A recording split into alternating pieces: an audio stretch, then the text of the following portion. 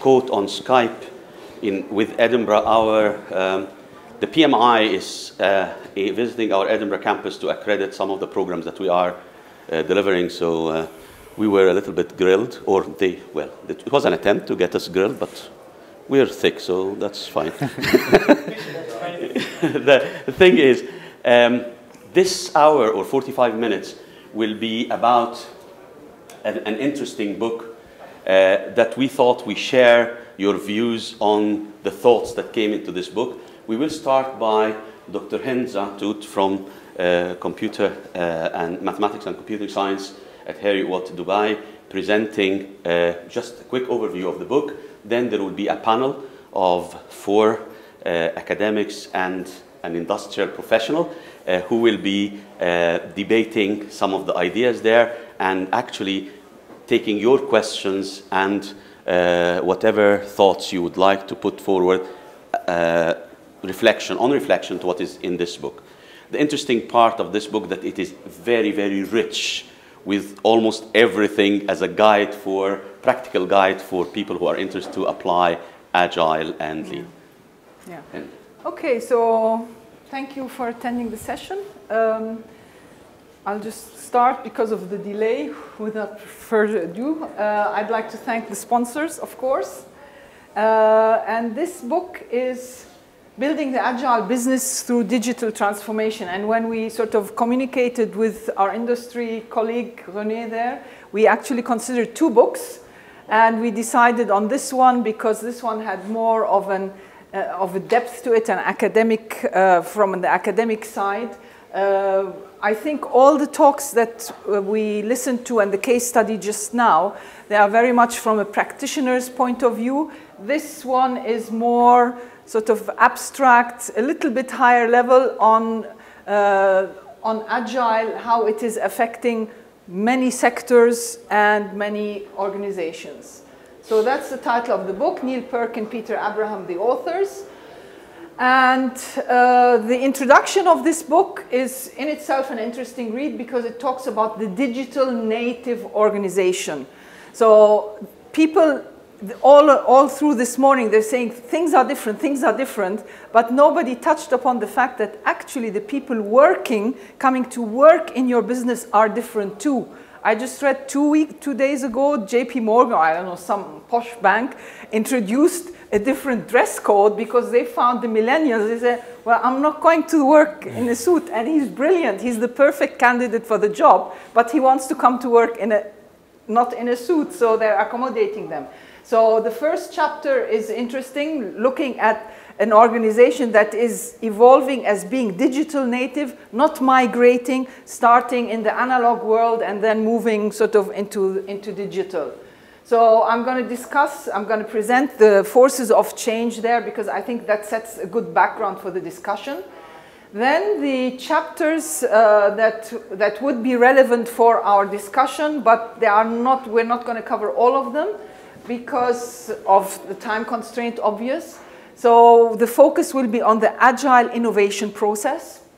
And in this book, the author presents a formula, which is quite interesting. And that formula consists of 3 aspects: the velocity, the focus, and flexibility.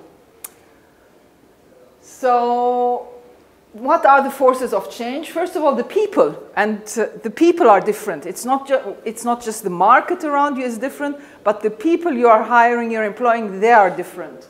So the digital natives versus most of us in this room, I would call digital immigrants. There's a relentless accelerated change that's well documented. The competitiveness is redefined.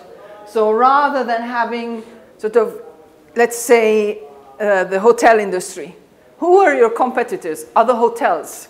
Today, who is your competitor? Might be Trivag or someone that's not even a hotel. Yeah, so the horizontal innovation, it's coming at you from many different places, not just from within your silo. The shifting nature of advantage, so with all these changes, you can no longer say, I'll just do restructuring. You need continuous morphing. So morphing in small pieces over time, rather than every 3 years, every 5 years, restructure. There are transformed consumer content, so there is definitely a power shift from the organization, for many sectors, not all, towards the consumer. And the company itself, there's some transformation there. You have the data explosion, big data. You have everything as a service. Whatever you're selling, people start selling it as a service. Even if you sell compressors today, you can sell compressors as a service with IoT, because you can know 3 days in advance or a week in advance this compressor is going to fail. So you go and replace that compressor. So you have sold 100% uptime of compressors. And you used to have linear value chains to a more sort of networked dynamics of your whole ecosystem. So needless to say, you need to reinvent strategy and you need to reinvent leadership. Digital transformation, it is not owning the new technology, and this is what the speaker this morning said. It's just not because you have that tool that makes you on a digital transformation journey. You have the author of the book, rather. So all of that is the author of the book. You are, the book presents 2 metrics. One is so whether you are or not on a digital transformation journey.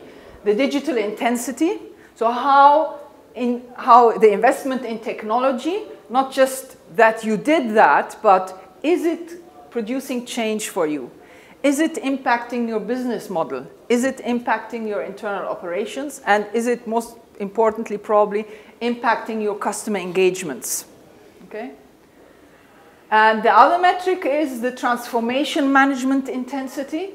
So you want to create leadership capabilities those new capabilities, so your new leaders can implement change. They will have a vision. You will also need a different type of governance and change management. I'm not sure that it fits right properly in this context, but this is how the author has it. Sorry? Yeah.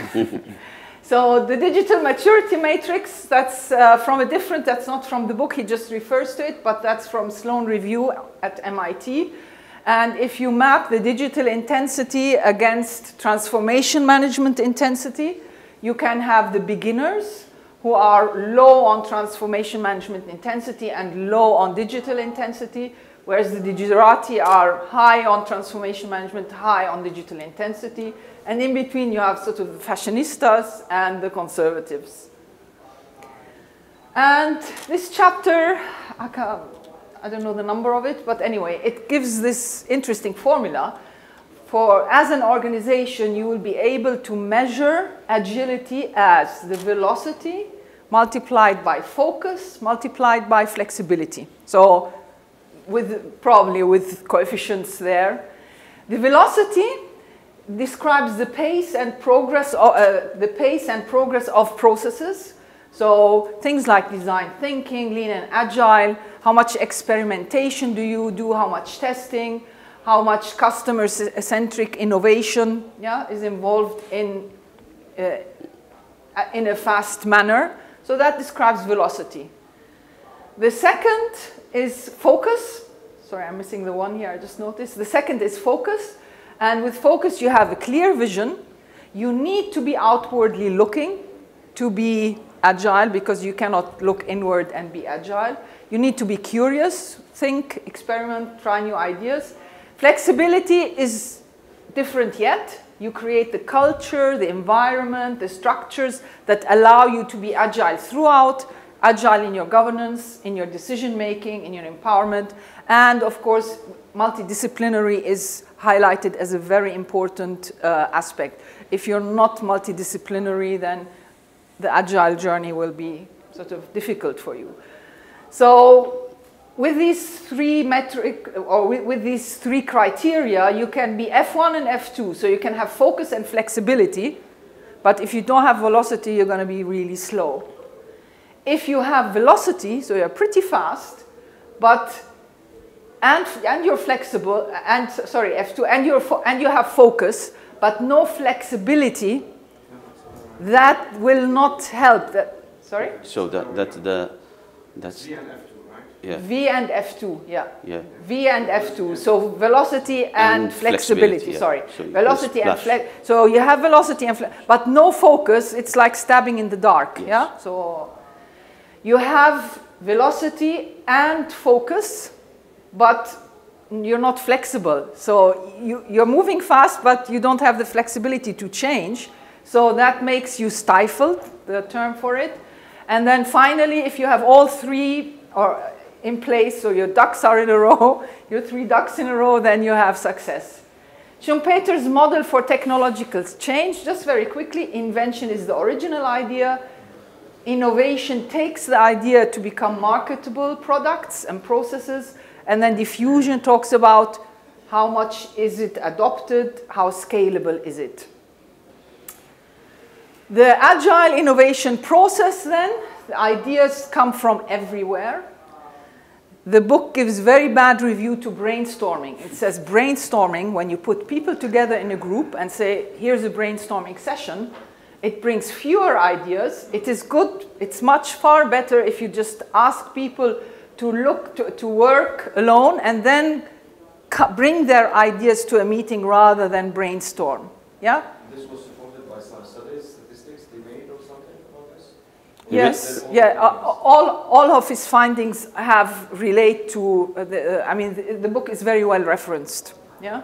And I mean, I talked to Mohammed Salama just early this morning, and we spoke about, we had a few brainstorming sessions at the university. I said to them, the outcome there is very limited. It's limited to my current frame of mind if I just was teaching a class, and I had a very disruptive session with the students, or if I was just teaching a very tough course for 3 hours and I'm asked to go to a brainstorming session, I'm not going to be able to conceive any ideas, to think of any, yeah? And also the other thing is that when you have a brainstorming session is that the first ones to give ideas will hijack the thing. Exactly. This is exactly what Hamad then said. He said you will have some dominating characters in a brainstorming session. So, okay. Yeah, then it's much better what he's suggesting in the book, but let's discuss this within the panel. Yeah. Then the creative genius, you rely on creative genius, but that's few and far between. How many of those will companies have? And an interesting, also documented, an interesting idea is collisions of half ideas. So I have some sort of idea, he has some sort of idea, and this collision of ideas will develop a breakthrough. For example, he cites the fact that Steve Jobs, when he designed the Pixar building, he designed it in a way so people from different teams have to run across each other. So going to the washroom, you have to pass by all the other offices. Going to the water cooler, you have to pass by the other offices. So that's definitely, that's very well documented, that collision of half ideas then will generate innovative ideas. Dundee University, it's Scottish University, they designed their building based around that idea. So usually, if you go back, think back of your university, you had engineering, and you have business, and you have arts, yeah? That, they said, no, we're not going to have that. They had like a circular building where all departments, you go out and you can see everyone within your grasp. Newcastle University, a couple of years ago, they designed their labs, their engineering labs, so that students from different disciplines in engineering sit in the same lab, they carry out very similar tests, or experiments, sorry, rather, and they sit on chairs and everyone knows, okay, he's this kind of engineer, but they sit at the same table. So when the experiment runs in front of them, they can then compare ideas. So you can be very sort of creative in how you... 2 minutes. Yeah. The porous enterprise, so Agile Innovation Process, the porous enterprise, you have to think outside the box. This is a very nice example. If you know Great Ormond Street Hospital in the UK, it was inspired by Formula One. When a child is in intensive care in a hospital, it would typically take half an hour to untangle, to take the wires away from all the wires that the child was connected to when under operation. And then one of the doctors had a brain, sort of a genius idea. He was watching Formula One and he watched the pit stop. And he said, how can they do that? So they invited them in and they said, can you comment? Can you bring some expertise here to help us reduce the time? Because the sooner the child is in intensive care unit rather than in the operating room, the better the recovery chances. Okay, so, and innovation, it is not just products and services. You can look at innovating the configuration. Under that, you have your profit model, your network, your profit model. What do you offer? Look at your pricing, reconsider, rethink where your revenue is coming from. Innovate under configuration, still network. Look at outside your network, what can you leverage? So Deliveroo, if I'm a restaurant, Deliveroo, yeah? So think outside your structure, organization, and align talent, resources, and assets. And then innovate the configuration of your processes, which make you unique. Innovate the offering, so product performance, how your product systems look at complementary products and services. Innovate the experience for the customer, so what you are offering, the service itself, the channels you're using, your brand, your customer. I'm just running really quickly there. And over, just on time? Okay. Almost just on time. Okay, right. Sorry, yeah. No problems. Thank you very much, Hind. We can share. So definitely a good read. Okay. So may I invite our panelists, Amos, Dr. Taha, and of course René, to just grab a seat and and you suggested I beam up one slide, right? Okay. So the way I suggest we run this is we start by opening questions to the floor because I'm aware of the time, and then allow our members of the panel to provide answers and comments. So perhaps the main purpose was to expose this textbook, which I think it's a very interesting textbook. It is written by a professional, so it's not an academic piece of writing. It's not really rooted in theory as such. Perhaps it is his understanding of some of the claims made, but endorsed mainly by experience, which is very good, because sometimes, well, the whole idea about Agile, that it came out of practice and out of experience. So I leave you to ask questions about any of the topics that you have seen here, or anything at all to do with Agile and Lean, and then our panelists will be looking forward to answer your questions. You already have one question. Yes, the please. mic? Maybe, maybe it goes directly into what you just said. Why there is obviously a lot of literature available, and over the past years, lots of articles have been published in that context almost everywhere. You see that. You've answered it partly, but why you have chosen that book specifically? What differentiates this book, which has been written in 2017? Yeah. Is that Yes. published? Yeah. So from other literature, was there a specific key point? We looked. We can. Can I ask René to start by René answering this, because he was the book. one who chose this book, so he will be in the best position to answer that. Okay. Sure. He's from industry. And René is a professional expert in Agile, so. So just to give you a little bit of context, I work as a technical program manager for Kareem, which is, for most people, a direct competitor to Uber. We see ourselves as a tech platform for the entire region, rather than just a ride-hailing company. So I work in a quite big organization. We're tech-focused, and obviously Agile and the entire mindset behind it is what fuels us. OKRs, all the Scrum rituals, etc. So that's part of my everyday life. Now, the other book we had was very easy to read. Unfortunately, it's very what my managers would call fluffy. So it gives you this idea that you simply have to create an adaptive space and everything runs smoothly afterwards. Whereas this book, in contrast, gives you a lot of examples, a lot of models, a lot of small pieces you can take out and work with, which makes it much more implementable, so to speak. So you can take a part of it and still see that change in organization. So every one of these slides has small aspects you can work with, which is again also agile, you work with a small incremental change. And at the same time, if you read the entire book, you still get a very, very good picture of what is needed at a grander scale. So in my mind, this is much more, it has much more clout to it, even though it's not deeply rooted in academia. It still feels as if when you read it that you have something to go back to, whether it's your managers or if you are the manager, you are the CEO, you have something to present other than nice thoughts and a direction. You have very concrete examples, very concrete models, and you have the statistical examples at least to make a very good argument for it. For instance, the brainstorming example. And also, if I may add, the nice blend of the book actually comes from the 5 different parts. The book has got about 11, 12 chapters, and they come in 5 different parts. And the book blended the business side with the tech side and the process, agile process, in a very nice way actually. For example, these 5 main parts of the book started with the first part. It was about the need and the forces for change. The first part, it comes into three different chapters. So how to identify these factors for change. The second part about the process and velocity. And here, the technical side. This is the second part, which comes also in about 3 or 4 chapters.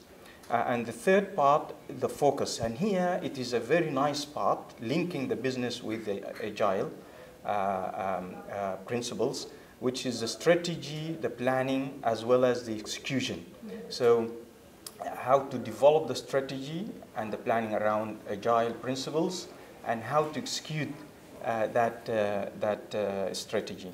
The fourth part, the flexibility. And here, talking about the structure, the organization structure, the resources, the scaling, and the culture. And it was really nice linkage of the structure and the culture, and how that will be affected and affecting at the same time agile applications.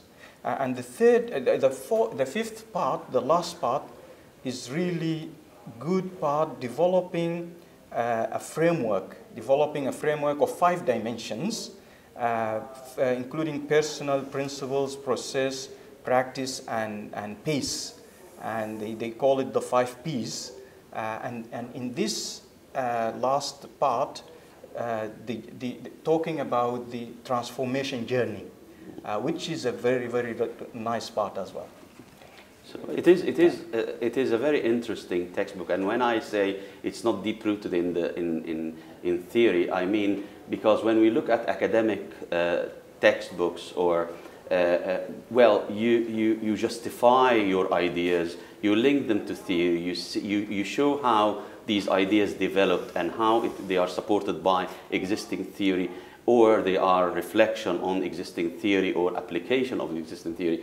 In this textbook, he seemed to be a very well experienced, or the couple seemed to be very experienced academics, practitioners who are laying out their thoughts, and very interesting thoughts, very perhaps good reflection on practice and experience, but you don't necessarily need to agree with everything they are saying, but you must respect the fact that they are well experienced and they know what they're talking about. And they refer to a lot of studies. One of the studies, they examined 2,000 companies, yes, successful companies, before they came up with this particular list that was exactly. on innovation. Yeah. Question? Yes, please. I found the formula of velocity, focus, flexibility is very interesting and attractive. But did the book suggest any ways to measure how flexible or how focused you are? Because this is the major problem in any organization, that they don't understand their position comparing to other competitors in the market. So did the book suggest any ways to measure that? Not concrete, not in terms of dollars and cents, but for because remember, this is a cross-industry book, he does not focus on one particular industry, so it's difficult for him to come up with metrics. And by the way... with concrete metrics, but I think it would be just like the Mashriq Bank presentation before, it will be not a very sort of difficult task to then look at, if you're a bank, let's say Mashriq Bank, to say, okay, for us, what would that metric be? Yeah. That's but again, the difference between the academic theories and the practical layout of different models. And in academia, you cannot really replicate another theory. It will not exist because people will not allow it to exist. Well, what are you talking about? This already exists. But you will find that when you're reading practical books or professional textbooks, people are saying almost the same thing in a different way, but they are doing it in such a way that suits them better. They understand it this way. They are happy with it this way. So if you look at this velocity time, focus time, flexibility, you will find that it is not very different from other things that exist in different shapes and forms. But but it's again an interesting layout of things.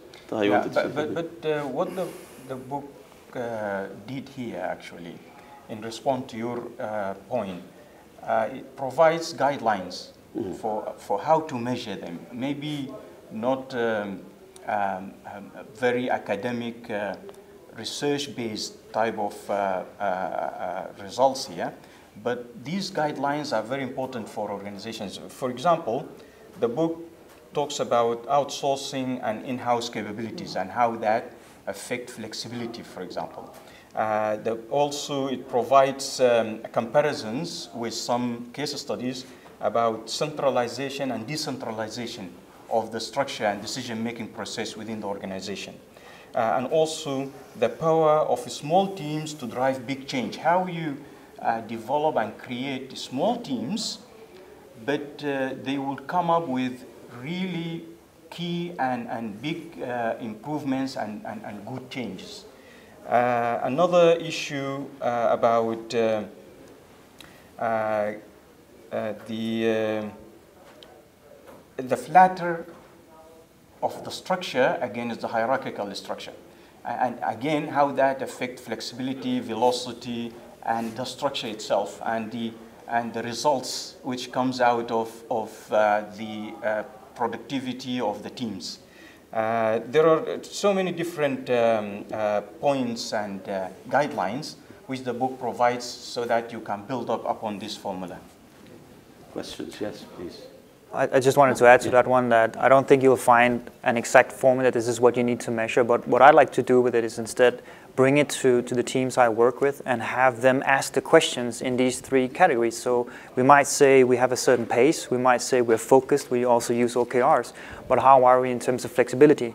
And a good example of that was we established a joint venture with a local government, which is not something we've done before. So that is a way for us to see, are we flexible enough to also do that while not impacting the other two? So for us, it's not a straightforward number as such, but more the right questions to keep asking yourself so you don't forget one of these three important factors. Well, just a comment while we're using this, just to tell you what do I mean by the difference between when we're looking at academic stuff versus perhaps practical experience stuff. In this book, the authors, and they are right in saying so, they do not really encourage brainstorming, which was the, well, if this is an academic piece of writing, you will be saying the pros and cons of that. This is good in such a way, this is not so good because of the following bias and so forth. But it is not normally the best way to just, when you are critiquing something, show only one side of it, at least from academic perspective. But if you're in a practical context, you just want to say, well, better not to use this. Questions? Yes? I have a question as academic. Are we allowed to use this as a core textbook for a course? Can we rely on this kind of textbook? Why not? Yeah. Well, you need to be careful, but Well, We have the dean here, so he would. Yeah. I would argue against it, actually, just to be. As a core textbook, because it is a practitioner textbook. So our textbooks for our students, this is a practical textbook that guides practitioners. Students need to understand theory, underpinning theory, arguments, critical thinking. And I don't think the book actually provides the critical thinking, it provides advice, and it's up to the experience and the bounded rationality of the manager as to how to apply that. So as a core textbook, no. No, not a core, yeah. As an additional reading, yes. Absolutely. But we would also, to answer the first question of why this book, our students would be expected to have a wide breadth of additional reading as well, to look at other books, other papers to see and make that critical judgment about what is useful in their organisation. Another question came about industries, of how specific it is to that particular industry, to that specific context. So this has to come through experience and come through knowledge. So, Right. I would say I will give the same answer that I give to students. You are not allowed to quote Wikipedia or read, should not read, but you should read Wikipedia, because you should go to the end and look up all the references. And in this book, I think every chapter has a very decent list of references which can form. But not all academics. Yeah. But, no, not all of them are academic, yeah. but still it's very, Yeah. well, you know, it is a very useful source of knowledge. Perhaps it's not an academic source. No, it's not. So, if you know what I mean, but some of our students, they would be referencing YouTube clips and some whatever. It's not really recommended, but... So the element of flexibility that we talk about, and now we talk about digitization, digital transformation. I don't think we can rely 100% on academic references, because they are not really updated to the level we are seeing now the change like business. So I think we should, as academic, allow certain level of... I would really like to start addressing this question, and then I will leave it to the panel. Just, you know, for years, since we started this event, the first thing I said to our audience, the first year when what came with Lean and Agile Middle East organizing this, that, guys, remember, we are here about Lean and Agile project management. Lean and Agile started from the practice, not from academia. So we are talking about discipline, let's call it a discipline, that does not start by theory. It started by practice, because practitioners felt that the theory is not giving them what they want.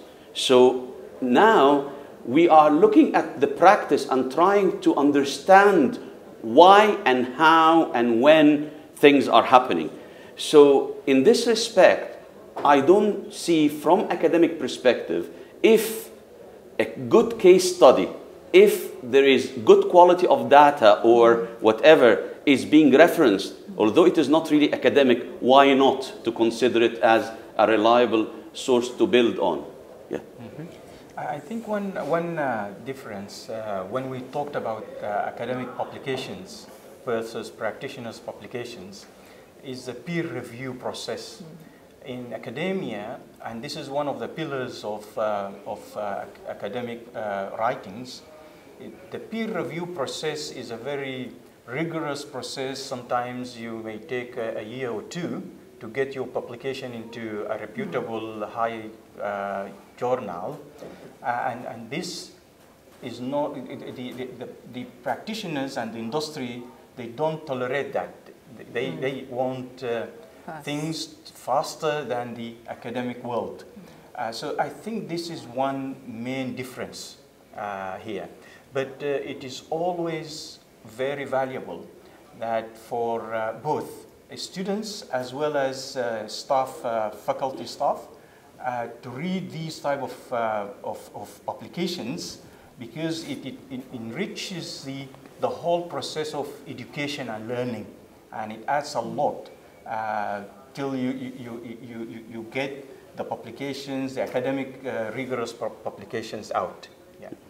So it is considered as a reflection, because if you look at this textbook, you know, the thing is he's referring to cases and events, and and then he's using this to justify his opinion. You may agree with his opinion, or you may say, but that is just a specific case or a special case if and when these conditions occur. But that's something subject to debate. It doesn't make it always wrong. And here comes the academic evaluation of that. But that's a different story. Yes. I will talk a little bit about our experience in the Agile transformation, mainly when it comes to our work with large organizations, governmental and sometimes private. Okay, the main, I would say, the resistance or the main challenge that we face when talking with decision makers about the Agile transformation is this balance between visibility and flexibility. Okay, by visibility I mean control. And decision makers in such large organizations, they have always a nightmare about losing control and losing visibility. And this is the big challenge today in Agile digital transformation, how to make people, self-managed people, cross-functional teams and self-managed versus, I mean, discipline and visibility and, organizational targets. Is the book is handling this kind of issues also? Not really, from my point of view. And I think we need to differentiate between visibility and control, because I think there's a big difference. And control is always a symptom of weak management, weaker senior management. Competent senior management, they will choose competent lower levels, and they will give them the autonomy, and they will maintain visibility. They will know what's happening without intervening. But these are two different things. But people who enjoy control, they are usually, there's something wrong.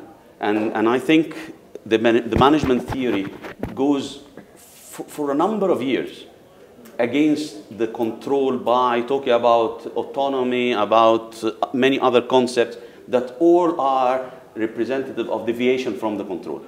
But you're right. Till now we see this, and we see that control actually deters innovation. Control creates silos, creates hierarchical or vertical organization. So you can write books about all the bad aspects of or the disadvantages of control. But visibility is different. Visibility, I think with visibility, it's very important to emphasize the role of technology in capturing and... I mean the visibility, I'm talking about the visibility of management side. Okay, visibility, not the cross-functional operations. I'm talking about the visibility. It's not about talking about the control as an advantage, but today it's a nightmare for, in large organizations.